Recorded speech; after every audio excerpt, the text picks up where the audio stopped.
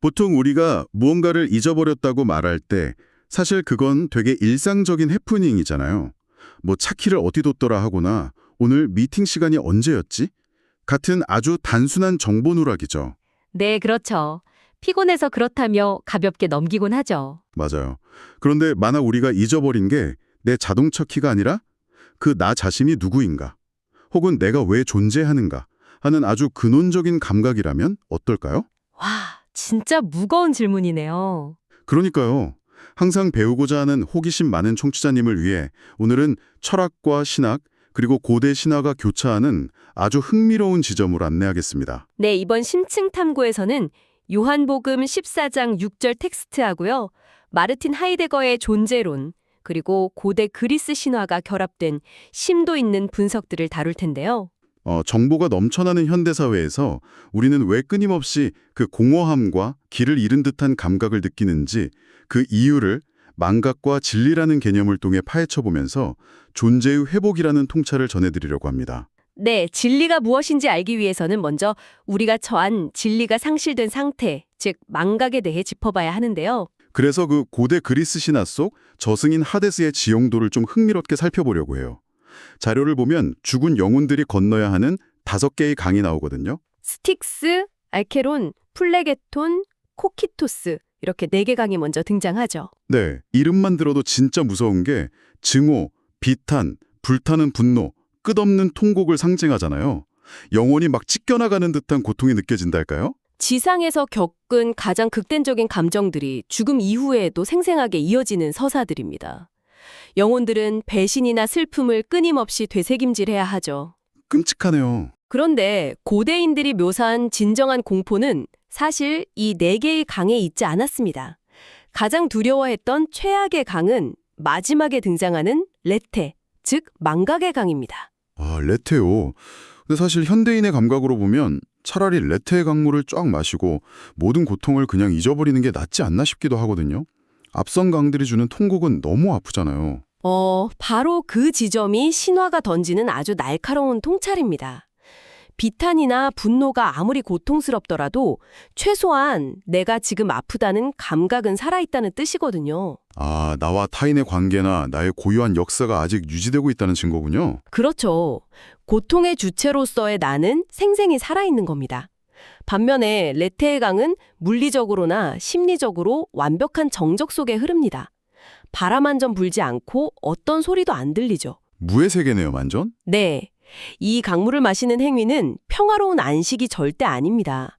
존재의 의미를 부여하는 로고스가 완전히 소멸하는 끔찍한 진공 상태로 들어가는 걸 의미하죠. 와, 그러니까 단순한 심리적 건망증이 아니라 존재 자체가 확 지워지는 거네요. 타인과 맺었던 사랑의 서사라든가 내가 견뎌온 고통의 연대기, 그리고 나라는 존재를 타인과 구별지어주던 이름까지 완전히 증발해버리는 현상학적 비극입니다. 현상학적 비극이라는 표현이 확 와닿진 않는데 조금 더 구체적으로 어떤 상태가 되는 건가요? 인간은 본질적으로 시간과 서사 속에서 존재하잖아요. 과거의 나와 현재의 나를 이어주는 끈이 바로 기억인데 레테의 강물을 마시고 그 끈이 툭 끊어지면 주체는 완벽한 무와 익명성의 상태로 전락합니다. 껍데기만 남은 그림자가 되어서 세상에 존재는 하지만 아무 의미도 못 갖는 유령처럼 되는 거군요. 정확합니다. 세상에 둥둥 떠다니기만 하는 거죠. 맞아. 스마트폰 켜고 끊임없이 쏟아지는 과잉 정보나 쇼폼 콘텐츠를 끝없이 소비하잖아요. 네, 뇌에 엄청난 도파민과 데이터가 폭발하는 상태죠. 맞아요. 근데 정작 폰을 내려놓으면 내가 방금 전까지 뭘 본 거지 하고 아무것도 기억 못하는 경우가 허다합니다. 그러니까 우리가 매일 거대한 정보의 탕률 속에 자발적으로 뛰어들면서 나 자신이 누구인지, 왜 사는지 잊어버리는 것 같아요. 아주 예리한 지적입니다. 세상의 모든 사건이나 심지어 내 시간까지 단순한 소비재나 데이터로 전락시키는 이 하이데거의 몰아세움 상태가 바로 현대판 레테의 강물을 들이키는 행위가 아닐까요? 네, 모든 걸 언제든 꺼내 쓸 수 있는 부품 취급하는 그 폭력적인 시선 속으로 우리의 고유성이 다 빨려 들어가는 거죠. 하이데거는 이 상황의 심각성을 존재망각이라는 개념으로 설명했습니다. 존재망각이요? 사람들은 매일 바쁘게 살아가고 성취를 위해 뛰지만 정작 삶의 가장 근원적인 토대인 나라는 존재가 뛰고 있는 고요한 신비는 까맣게 잊어버립니다. 그렇게 역사와 이름을 잃어버린 실존은 결국 익명적인 대중, 즉 그들이라는 거대한 군중속으로 녹아들어 버리죠. 남들이 좋아하는 주식을 사고 남들이 가야 한다고 말하는 핫플에 가서 사진 찍어 올리면서 안심하는 거네요. 내 욕망이 아니라 남의 욕망을 모방하면서 스스로를 익명의 군중 중 하나로 전락시켜버리는 현상에 뼈저리게 공감하게 됩니다. 네, 더 심각한 문제는 이 존재 망각이 자아 상실에서 멈추지 않고 시간성과 윤리의 해체라는 연쇄작용을 일으킨다는 점입니다.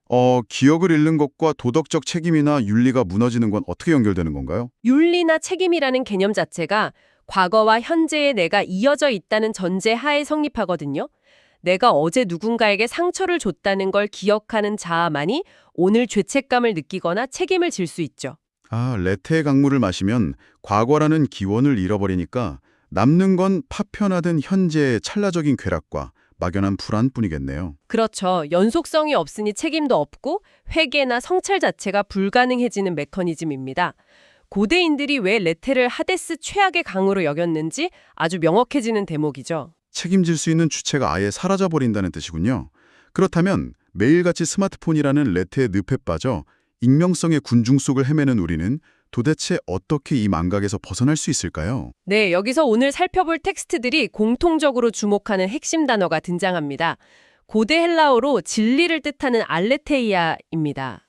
철학책에서 되게 자주 접하는 단어인데 방금 우리가 무서워했던 망각의 강 레테랑 발음이 약간 비슷하네요. 두 단어 사이에 언어적인 연결고리가 있습니까? 아주 깊은 연결고리가 있습니다. 알레테이아의 어원적 구조를 뜯어보면 부정이나 제거를 뜻하는 접두어 그리고 망각을 뜻하는 레테가 결합된 형태예요. 와, 그러면 진리라는 단어를 직역하면 무슨 거창한 이데아가 아니라 망각의 제거, 즉 망각하지 않은 상태라는 뜻이 되네요. 맞습니다. 본질적으로 숨겨져 있던 것이 밖으로 스스로를 드러내는 사건을 말하죠. 하이데거는 이를 탈음패라는 개념으로 명확히 설명했습니다. 그러니까 진리는 우리가 책상에 앉아서 달달 외워야 할 수학 공식 같은 추상적 개념이 아니라 덮여있던 장막이 거치면서 본질이 스스로를 확 드러내는 거군요. 네, 레테의 강물이 지워버렸던 본래의 기억과 존재의 의미를 다시 밝혀내는 작업. 그것이 바로 진리에 다가가는 과정인 겁니다. 진리가 어떤 명제적 지식이 아니라 장막이 거치는 사건이라는 시각 자체가 정말 신선합니다. 그런데 이 탈음패라는 철학적 개념이 요한복음 텍스트랑 만나면 완전히 새로운 차원으로 폭발하게 되잖아요. 요한복음 14장 6절에 나는 길이요 진리요 생명이다 라는 유명한 선언 말씀이시죠? 네, 그 문장이 지니는 급진성이 바로 철학적 개념을 인격적 실제로 확 뒤집어 버렸다는 점입니다. 맞습니다. 철학에서 진리가 관념적인 탈음패의 사건이라면 요한신학은 이 진리가 역사적 시공간 속에 구체적인 피와 살을 입고 나타난 인격, 바로 육화 사건 그 자체라고 선언하는 겁니다. 존재 자체가 진리인 분이 직접 우리 역사 속으로 뚜벅뚜벅 걸어 들어왔다는 뜻이네요. 여기서 진리를 길이라고 표현하는 것도 너무 흥미로워요. 우리가 보통 길은 목적지에 가기 위한 내비게이션 경로쯤으로 생각하잖아요. 하지만 여기서 말하는 길은 단순한 방법론이 아니라 성부께 이르는 존재론적 통로 그 자체입니다. 진리가 관찰하고 분석해야 할 대상에서 우리와 대면하는 인격으로 격상된 거죠. 청취자님, 이건 마치 우리가 낯선 여행지에서 지도를 다운로드해서 화면만 뚫어져라 분석하는 게 정보 습득이라면 길을 완벽히 아는 안내자가 직접 나타나 내 손을 꽉 잡고 동행하는 게 인격적 만남의 차이군요. 아주 훌륭한 비유입니다. 진리는 관찰하는 대상이 아니라 만나서 그 안에 머무는 것이란 뜻이네요. 요한복음이 말하는 머mom이라는 개념이 정확히 그것을 설명합니다. 지도는 소유할 수 있지만 안내자는 우리가 만나고 관계 안에서 함께 걸어야죠. 이는 하느님이 먼저 자신을 계시하는 선행적 은총의 성격을 띠고 있음을 보여줍니다. 진리가 먼저 우리를 찾아와서 스스로 장막을 걷어냈다는 뜻이군요. 정말 극적인 전환이네요. 하지만 우리의 현실로 돌아와 보면 여전히 막막한 구석이 있습니다. 어떤 점이 막막하신가요? 진리가 인격이고 만남이라면 매일 레테의 강물인 스마트폰 불빛의 얼굴을 받고 익명성에 휩쓸려 살아가는 우리는 도대체 어떻게 그 진리와의 접속을 복구할 수 있습니까? 그 난제를 풀기 위해 가톨릭 구원론의 핵심인 아남네시스, 즉 기억의 회복이라는 실전적 개념이 등장합니다. 아남네시스요? 망각에 대항하기 위해 우리가 취할 수 있는 알레테이아의 구체적인 실천 방식인 셈이군요. 네, 루카복음 22장 19절을 보면 나를 기억하여 이를 행하여라 라는 말씀이 나옵니다.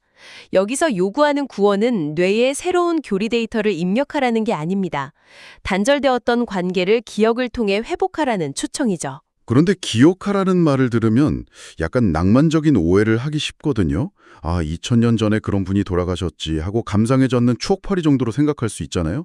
그 정도로는 실존이 안 바뀔 것 같은데요. 감상주의는 아남네시스의 본질과 완전히 다릅니다. 아남네시스의 실존적 위력은 현존화에 있거든요. 과거의 사건을 박물관 유리관 속에 두는 게 아니라 지금 여기 나의 구체적인 현재 속으로 생생하게 소환하여 실제 하는 사건으로 만드는 겁니다. 과거의 사건을 현재로 확 끌어당긴다는 거군요. 신학에서는 이를 시간의 구속이라고 부릅니다.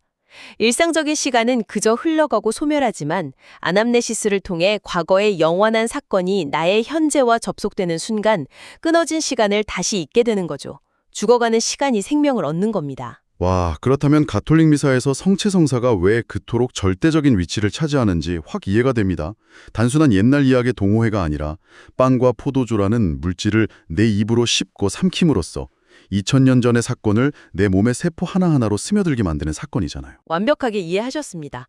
관념이 아니라 성사적 체현을 통해 내 육체에 각인시키는 사건이죠. 이렇게 아남네시스를 통해 기억을 회복하는 자리에 깊숙이 들어가면 알레테이아의 극점에 도달하게 됩니다. 진리가 가장 폭발적으로 탈음패된 장소 말씀이시죠? 네, 바로 십자가입니다. 하이데거가 탈음패를 묘사할 때 어두운 숲속에서 갑자기 햇빛이 쏟아져 들어오는 숲속의 공터라는 비유를 썼는데요. 잠깐만요. 여기서 좀 강하게 반론 섞인 질문을 던져야겠습니다. 십자가는 인류 역사상 가장 잔혹하고 수치스러운 죽음이자 비참한 패배의 현장이잖아요. 그 끔찍한 자리가 어떻게 가장 밝은 진리의 공터가 될 수 있죠? 너무 역설적인 거 아닙니까? 세속적 권력의 관점에서 보면 완벽한 역설이자 철저한 은폐의 현장입니다. 무력함의 장막이니까요. 하지만 신앙의 렌즈로 보면 십자가는 세상의 모든 위선이나 권력이라는 베일이 전부 벗겨지는 현장입니다. 가짜 장막들이 다 무너져 내리는 거군요. 네, 그리고 창조주가 피조물을 무모할 정도로 사랑한다는 진심이 그 어떤 불순물도 없이 100% 폭로된 현장이죠. 가장 비참한 고통 한가운데서 조건 없는 사랑을 증여했으니까요. 사랑의 속마음이 적나라하게 폭로된 거네요.